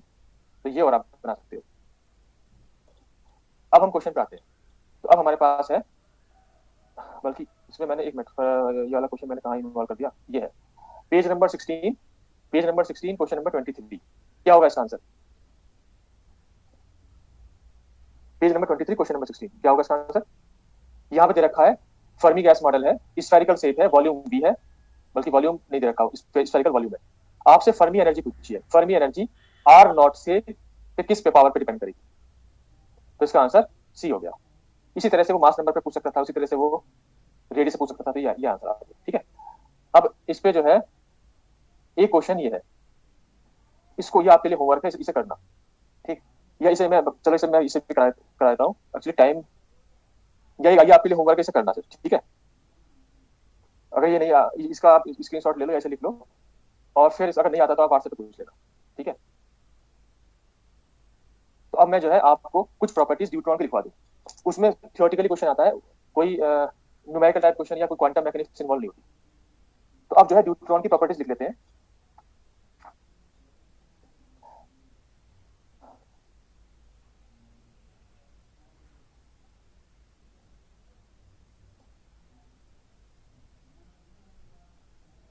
न्यूट्रॉन प्रॉपर्टी, सबसे पहली प्रॉपर्टी है कि न्यूट्रॉन की जो बाइंडिंग एनर्जी होती है वो होती है 2.226 MeV। अगर बाइंडिंग एनर्जी पर न्यूक्लियन हो तो 2 से डिवाइड कर दो, क्योंकि इसमें 2 न्यूक्लियॉन्स है, ये है 1H2 न्यूक्लियस, तो 2 से डिवाइड करो तो ये हो जाएगा 1.113 MeV। तो ये जो है बहुत कम है एज कम्पेयर टू 7 to 8। तो जो जो जो बाइंडिंग एनर्जी पर न्यूक्लियन कर रहा है तो ऑलमोस्ट 7 to 8 होता है सबके लिए, पर लाइटर न्यूक्लियाई में ये कम है, इनमें कम होता है। उसके बाद नंबर टू है एंगुलर मोमेंटम, स्पिन या एंगुलर मोमेंटम। तो ये आपने सेल मॉडल से निकाला था, बाई सेल मॉडल, और इससे आपकी वैल्यू आई थी जेपी की, बल्कि स्पिन पैरिटी भी कह सकते हो आप, स्पिन पैरिटी। तो जेपी की वैल्यू आपकी आई थी 1 प्लस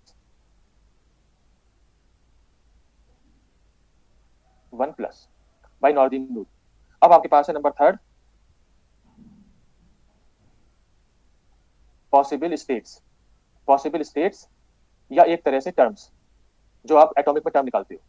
यानी कि आपको न्यूट्रॉन के लिए पॉसिबल एल की, पॉसिबल एल की, पॉसिबल एस की, पॉसिबल जे की वैल्यू निकालनी है। तो जे की वैल्यू तो ऑलरेडी निकाल चुके हो, जे की वैल्यू तो बनी है फिक्स। अब एल और एस की क्या पॉसिबल वैल्यू होंगी ये और देखना हमें।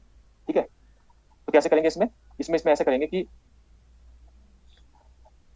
आप सबसे पहले, आपको पता है कि न्यूट्रॉन में एक प्रोटॉन है और एक न्यूट्रॉन है, तो यहाँ पे spin of proton is half, spin of neutron is half, तो resultant spin will be equal to 0 और 1।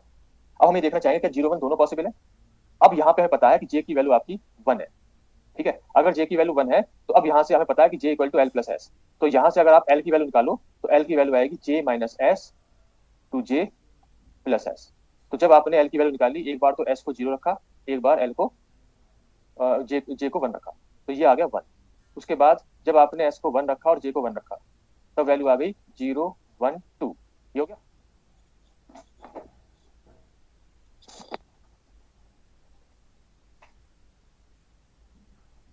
ठीक, अब हमें क्या करना है, अब आपको पता है कि सेंस पैरिटी जो है, पैरिटी होती है इसकी -1 की पावर एल, जो कि होती है E1, सेल मॉडल से E1 आती है।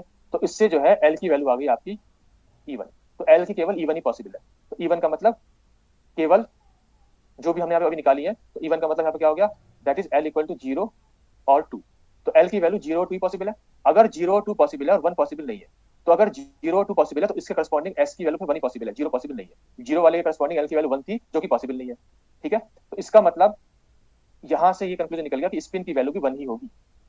तो यहाँ से टर्म क्या आ गई, टर्म आप क्या लिखते हो, टर्म आप लिखते हो मल्टीप्लिसिटी यहाँ पे एल की वैल्यू के लिए सिंबल और जे की वैल्यू यहाँ पे। तो टर्म यहाँ पे कितनी हो गई, कौन कौन सी टर्म हो गई, तो ये होगी एक तो आपकी एल इक्वल टू 0 के लिए एस टर्म, मल्टीप्लिसिटी 3 2s+1, और जे की वैल्यू 1 है फिक्स, और दूसरा आ गया आपके पास 3d1।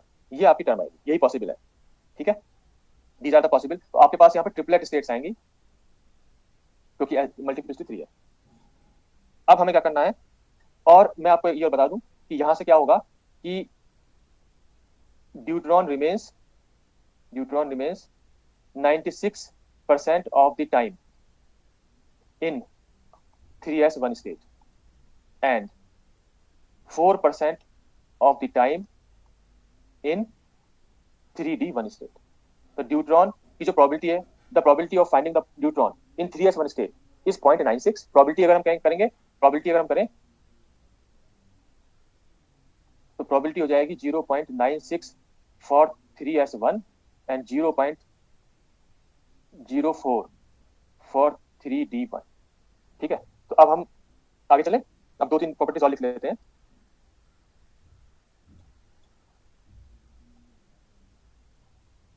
अब है नंबर फोर्थ,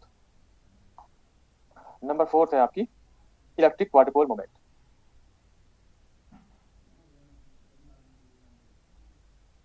तो इलेक्ट्रिक क्वाड्रुपोल मोमेंट आपकी शेप पता था, शेप ऑफ द न्यूक्लियस। तो यहाँ पे ड्यूट्रॉन की जो है क्वाड्रुपोल मोमेंट 0 नहीं होता, इसका मतलब भी स्फेरिकल शेप का नहीं होता।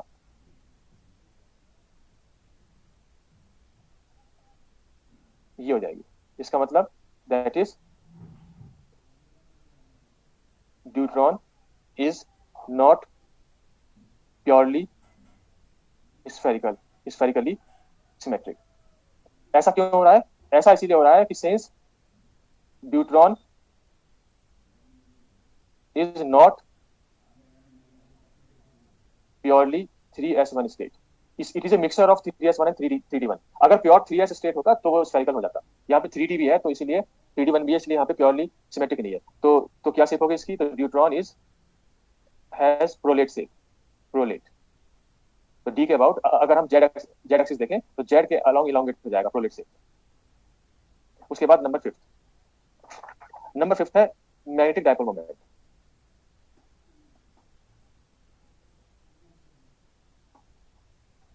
अगर प्रोटॉन का डायपोल मोमेंट देखें तो वो होता है 2.79281 इन टर्म्स ऑफ न्यूक्लियर मैग्नेट्रॉन। अगर हम न्यूट्रॉन का देखें तो वो होता है -1.91, ये हमने सेल मॉडल में किया था, 9131 म्यू एन। अगर इन दोनों को जोड़े तो जो न्यूट्रॉन की आएगी थियोटिकल, थियोटिकल जो वैल्यू आएगी वो हो जाएगी इन दोनों का एडिशन। तो वो हो जाएगा आपका 0.85735, जिसको आप लिख सकते हो 0.86। लेकिन बट म्यूडी एक्सपेरिमेंटल जो आएगी वो इससे थोड़ी सी डिफरेंट होती है। तो एक्सपेरिमेंटल जो वैल्यू आएगी वो आती है आपकी, मैंने एक मिनट ये मैंने ऊपर एक्सपेरिमेंटल लिख दिया, ऊपर वाली थियोटिक ये थियोरेटिकल डिफरेंट है। थियोरेटिकल की वैल्यू है आपकी 0.87966 यानी कि 0.88, जबकि एक्सपेरिमेंटल होती है 0.85735 जो कि होती है 0.86। तो ये जो मिसमैच है ये भी इसीलिए है कि ये मिक्सर है, प्योर स्टेट नहीं है। अदरवाइज थियोरेटिकल वैल्यू जो है आपकी एक्सपेरिमेंटल से मैच कर जाती है। तो हम यहाँ पे कह रहे हैं कि जो एक्सपेरिमेंटल वाली है वो थियोरेटिकल के बराबर नहीं है। As deuteron is a mixture of 3d1 and 3s1 states. ठीक है, और लास्ट आपका प्रॉपर्टी है कि deuteron has no excited states, has no excited states. तो बाउंड स्टेट अगर हम बाउंड से करें तो इसकी एक्साइटेड स्टेट नहीं होगी, केवल ग्राउंड स्टेट है, एक्साइटेड स्टेट में पॉसिबल नहीं है। तो वो क्वांटम मैग्नेटिक्स पे उस पर हम नहीं आ रहे। अब हम इस पे क्वेश्चंस पे आ जाते हैं। यहाँ पे स्क्वायर वेल पोटेंशियल से इनका जो है पोटेंशियल वगैरह आप निकाल लेते हो, या ये काम करते हैं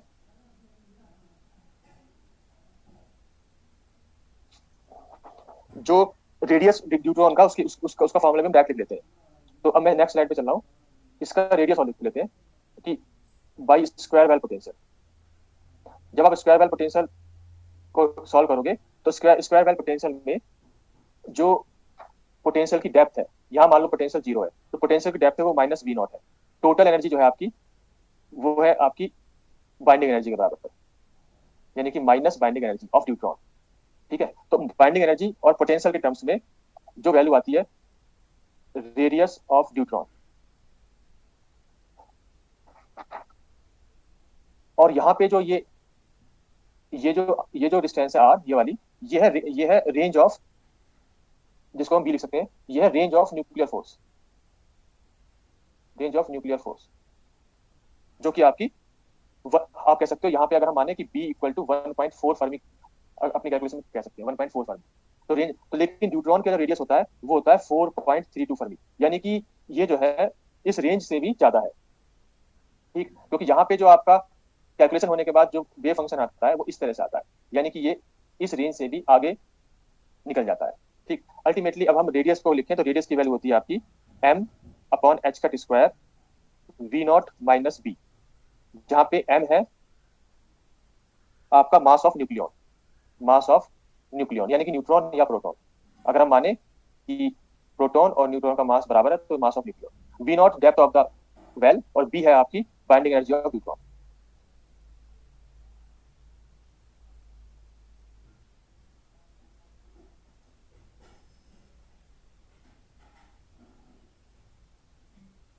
इस फॉर्मूले को इन टर्म्स ऑफ बी भी लिख सकते हैं, जहां पे बी है रेंज ऑफ न्यूक्लियर फोर्स, यानी कि पोटेंशियल का जो है जहां तक पोटेंशियल आपने लिया है, यहाँ पे आपका R0 है सेंटर पे, तो ये बी की टर्म्स में आ जाएगा 2b upon pi root V0 minus B upon B. तो बी के टर्म्स में ये पोटेंशियल होता है। तो जब हम कैलकुलेट करते हैं तो बी की वैल्यू ऑलमोस्ट 36 MeV आती है, और बी आपको पता ही है 2 पॉइंट, हमने भी क्या लिखी थी 2.226 MeV। तो अगर न्यूमेरिकल में ये वैल्यू दे रखी है तो आप इससे निकाल सकते हो। ठीक है, तो अब इस पे क्वेश्चंस पे आ जाते हैं। तो क्वेश्चन इसमें थ्योरेटिकली है, 2-3 क्वेश्चन आपके बुकलेट में है, तो अगर ये लिख लिया हो तो उस पर आए नेक्स्ट स्लाइड पे। तो उस स्लाइड का एक तो स्क्रीनशॉट ले लो, और वो सब थ्योरेटिकल है, न्यूमेरिकल टाइप क्वेश्चन इसमें नहीं आते, और वो भी बहुत पहले आए थे, बल्कि गेट में शायद अभी हाल फिलहाल में आए हुए हैं। देखो यहाँ पे इसमें गेट 16 और गेट 12 पे क्वेश्चन आया हुआ है और थियोरेटिकल है। तो आप सबसे पहले क्वेश्चन नंबर 4 बताओ, क्वेश्चन नंबर 4 का आंसर क्या हो गया। क्वेश्चन नंबर 4 में लास्ट वाला सेंटेंस देखो, the contribution of the D state to the mixed ground state. तो डी का तो हो गया आपका 4%, डी के लिए 4% है। मैंने आपसे कहा था ना 96 तो ऐसे स्टेट के लिए है, डी के लिए आपका 4%। अगर प्रोबेबिलिटी होती तो वो होती 0.04, ठीक है, यानी 4/100 है। उसके बाद क्वेश्चन नंबर 2 पेज नंबर 51, इसको देखो क्या है, deuteron has only one bound state with spin parity 1 plus isospin 0 electric order पर moment this these data suggest that nuclear forces are. तो न्यूक्लियर फोर्सेस की प्रॉपर्टीज मैं आपको पहले बता चुका हूं। तो न्यूक्लियर फोर्स क्या होती है, क्वेश्चन नंबर 2 का जो आंसर है, न्यूक्लियर फोर्स क्या होती है। हम न्यूट्रॉन को पढ़ते हैं न्यूक्लियर फोर्स की प्रॉपर्टीज को जानने के लिए, तो वो अलग बात है कि हमने जो है प्रॉपर्टीज न्यूक्लियर फोर्स की पहले पढ़ ली थी। तो इसका आंसर क्या हो जाएगा, न्यूक्लियर फोर्स होती है spin dependent along with tensor components, spin dependent along with tensor components. Tensor component जो है वो स्पिन की वजह से आ जाते हैं, ये यानी कि केवल ये आर पे नहीं डिपेंड करती, स्पिन की ओरिएंटेशन पे भी डिपेंड करती है। तो इसका आंसर ये हो गया। और लास्ट वाला क्वेश्चन नंबर 4, गेट नंबर 2016, तो ये 16 के बाद अभी तक नहीं आया क्वेश्चन इसमें। तो यहाँ पे आप देख सकते हो कि गेट में केवल 3 बार आया है और अभी तक अब दोबारा नहीं आया, लेकिन थ्योरेटिकली आया। तो इसका आंसर क्या हो गया question number 4 page 51, which of the following statement is not correct, जो करेक्ट नहीं है। तो ए हो गया, ड्यूट्रॉन, बल्कि ए कहाँ हुआ, deuteron can be disintegrated by irradiating, ये तो करेक्ट है, क्योंकि ड्यूट्रॉन की बाइंडिंग एनर्जी होती है 2.226, तो अगर आपने इससे ज्यादा एनर्जी दे दी तो डिसइंटीग्रेट हो जाएगा, तो ए तो ठीक है। Deuteron has no excited state, ये भी सही है। Deuteron has no electric particle moment, ये गलत है, ये गलत है। ठीक है, ये सही है, 1s0 स्टेट फाउंड नहीं होती, 3s1 एंड 3d1 फाउंड होती है, तो ये भी सही है कि can not be form, can not be form, ये भी सही है। अल्टीमेटली ये वाला गलत है, थर्ड वाला स्टेटमेंट कि इसका इलेक्ट्रिक पार्टिकल मोमेंट नहीं होता है। ठीक है, तो ये हो गया आपका ड्यूट्रॉन प्रॉब्लम। तो आज के लिए इतना ही, अब कोई क्वेश्चन तो आप पूछ सकते हो।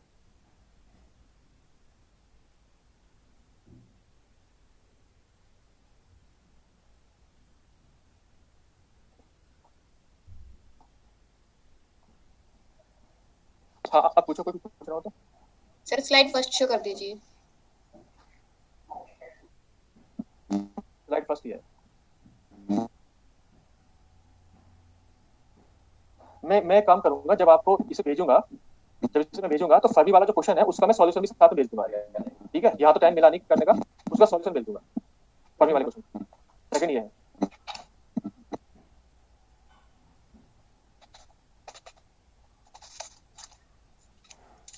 सेकंड हो गया। उसके बाद थर्ड स्लाइड ये है, और क्योंकि ये लास्ट क्लास थी तो फिर आप तो शायद मौका मिलेगा नहीं, हो सकता है टेस्ट डिस्कशन करने का मिल जाए, तो फिर ऑल द बेस्ट आपके एग्जाम के लिए और आपके फ्यूचर के लिए। Thank you sir. Thank you thank you sir. Sir. Thank you sir. Sir कुछ टिप्स बता दो एग्जाम के लिए। हाँ सर, सर वो क्वेश्चन वाला स्लाइड दिखा दो, फर्मी वाले क्वेश्चन। हाँ, एक मिनट, ये हो गया फोर्थ, उसके बाद ये फिफ्थ।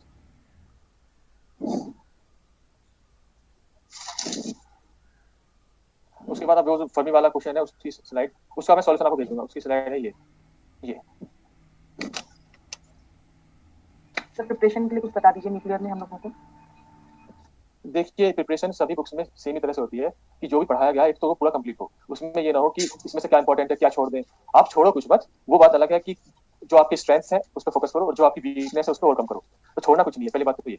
तो हो सकता है क्वालिटी किसी में कम हो, किसी में ज्यादा हो, किसी को मैथमेटिकल अच्छी लगती हो, किसी को क्वांटम अच्छी लगती हो, किसी को न्यूक्लियर अच्छी लगती हो, तो वो बात अलग है, लेकिन छोड़ना कुछ नहीं। तो ये दूसरा, आपको जो है क्या है, क्योंकि टाइम कम रहता है, आपको टाइम कम है हमारे पास, तो आपको कोई नई बुक नहीं खानी है कि आपने कोई नया कुछ उठा लिया। तो जो पढ़ाया जा रहा है वही पढ़ लो, वही बहुत, तो वही कंप्लीट होना मुश्किल होगा। तो जो पढ़ाया जा रहा है उसे करना है। तो तीसरी बात, जो पढ़ा चुके हैं वो किसी का छूट गया है तो वो जल्दी से कवर करो, क्योंकि टाइम है नहीं उसे कवर करने का, क्योंकि नई चीज रोज पढ़ाई जा रही है, तो उसको आप रिवाइज करो। और रिवीजन जो है बहुत फास्ट होना चाहिए। जब भी हम कुछ भी लेके बैठते हैं, जब भी हम कुछ भी बुक लेके बैठते हैं, तो फर्स्ट आवर में, एक तरह से फर्स्ट आवर में ही पढ़ लो। क्योंकि क्या होता है कि जब आप बहुत प्रिपेयर करके बैठते हो, पता चला आप जो है टेबल, आपने टेबल लगाई, आपने जो है पानी की बोतल रखी, आपने सब बुक रखी, तो इतने में आपके एफर्ट शुरू में खत्म हो गए।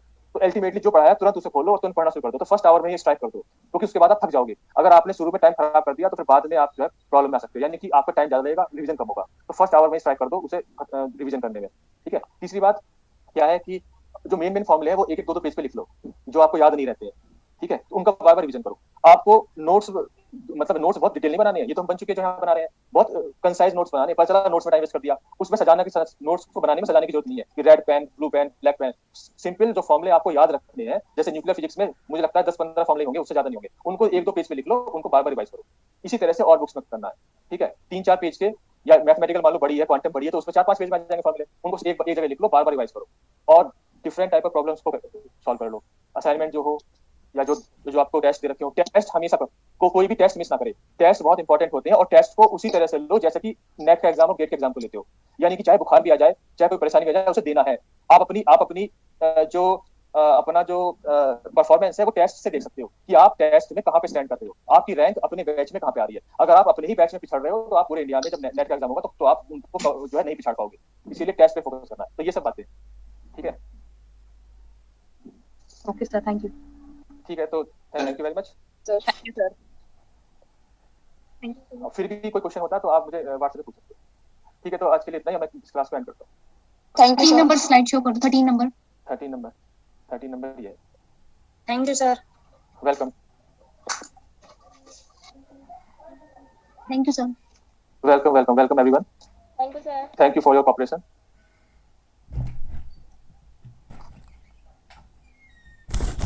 ठीक है तो